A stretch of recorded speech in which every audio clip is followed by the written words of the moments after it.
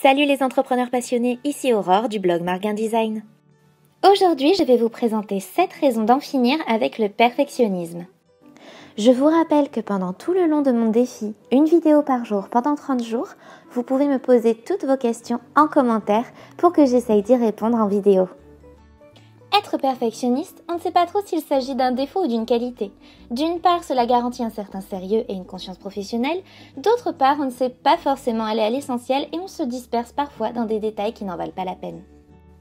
Le mieux est effectivement l'ennemi du bien. Être consciencieux et vouloir toujours s'améliorer, c'est essentiel.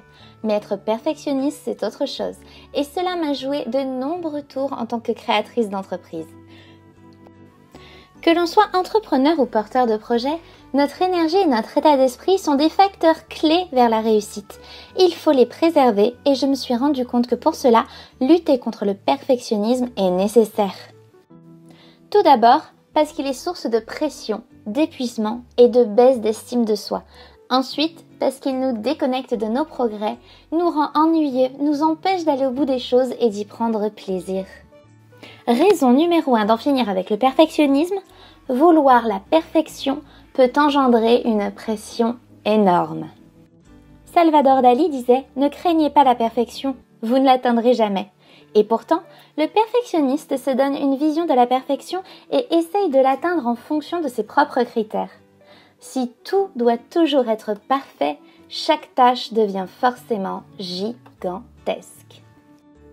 Et lorsque l'on crée une entreprise, des tâches, il y en a beaucoup. À cela s'ajoute la pression de la création de l'entreprise elle-même. Le tout cumulé forme une montagne d'apparence totalement insurmontable. Personnellement, j'ai tendance à rester en bas, au pied de la montagne, et à me dire « Bon, voilà. » Et puis je me dis « Ok, comment je peux rendre cette montagne plus petite en allant à l'essentiel ?»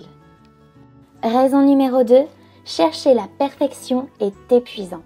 Le jour où on pourra se cloner et distordre le temps, ça ne sera plus un problème. Mais pour l'instant, le perfectionnisme engendre une dépense d'énergie considérable car on focalise sur les moindres détails. Souvent, ils ne méritent pas l'attention qu'on leur porte, car lorsque l'on est entrepreneur, il faut tenir compte des bénéfices et des résultats obtenus proportionnellement aux efforts fournis. Apprenez à faire le tri entre les détails insignifiants et les détails qui auront un impact majeur. Raison numéro 3, le perfectionnisme fait perdre confiance en soi. Personne n'est parfait, vos créations non plus. Être perfectionniste, c'est régulièrement se mettre en échec. On veut toujours trop bien faire, mais on n'y arrive pas. Et la satisfaction et la fierté du travail accompli deviennent beaucoup trop rares et petit à petit, on perd confiance en ses compétences. Je me suis moi-même retrouvée très déstabilisée, voire totalement démunie, parce que je n'arrivais pas à atteindre le niveau de qualité ou la puissance de travail que je m'étais fixé. Je n'avais alors pas conscience que je me suffisais amplement et que j'étais très compétente telle que j'étais, qu'il n'y avait rien à changer et que j'avais juste à m'accepter ainsi. Raison numéro 4, le perfectionniste ne se voit pas progresser. Attention, s'accepter avec ses imperfections ne veut pas dire qu'il ne faut pas progresser. Au contraire. S'accepter est un pas vers le progrès. Faire des erreurs permet d'apprendre de celles-ci, mais encore faut-il les accepter afin d'en tirer des leçons.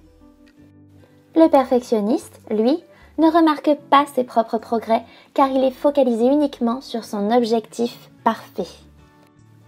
Celui qui s'accepte tel qu'il est se félicite à chaque pas en avant, renforçant ainsi son estime de lui-même et sa motivation, alors que le perfectionniste les perd, ce qui peut aussi engendrer une perte de rendement. Raison numéro 5, le perfectionnisme rend ennuyeux.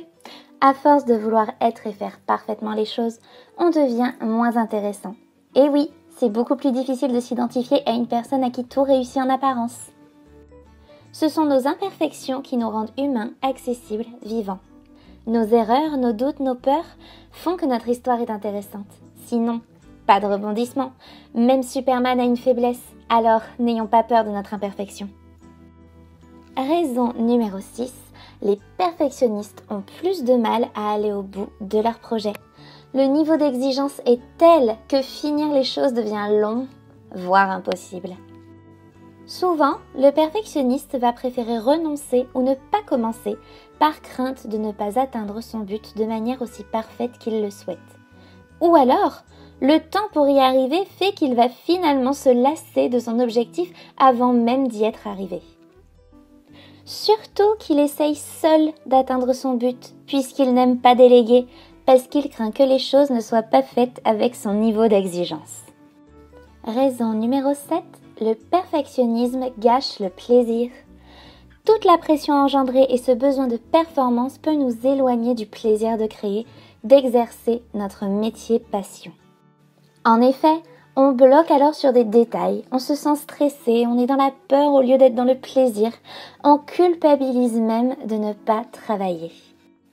Il y a une frontière mince entre le stress exaltant de créer avec passion et la douleur de créer dans le doute et l'anxiété. Merci d'avoir regardé cette vidéo. Pour accéder à mon e-book « Les 8 erreurs qui plomberont votre communication » et au webzine Marguin Design & Co, n'hésitez pas à cliquer sur le lien en description ou à remplir l'un des formulaires présents sur le blog. Vous êtes libre de partager cette vidéo autour de vous. À très bientôt sur Marguin Design.